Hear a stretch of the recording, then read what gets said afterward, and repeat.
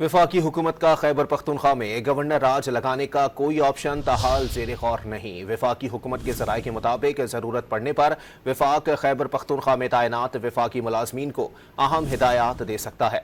Article 149 के तहत वफाकी मुलाजमीन को खैबर पख्तूनख्वा हुकूमत के गैर कानूनी इकदामात पर अमल न करने की हिदायत दी जा सकती है।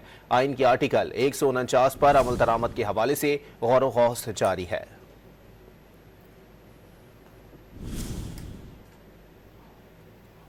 वफाकी हुकूमत का खैबर पख्तूनख्वा में गवर्नर राज लगाने का कोई ऑप्शन ताहाल ज़ेर गौर नहीं। वफाकी हुकूमत के ज़राए के मुताबिक ज़रूरत पड़ने पर वफाक खैबर पख्तूनख्वा में तैनात वफाकी मुलाजमीन को अहम हिदायत दे सकता है। आर्टिकल 149 के तहत वफाकी मुलाजमीन को खैबर पख्तूनख्वा हुकूमत के गैर कानूनी इकदामात पर अमल न करने की हिदायत दी जा सकती है।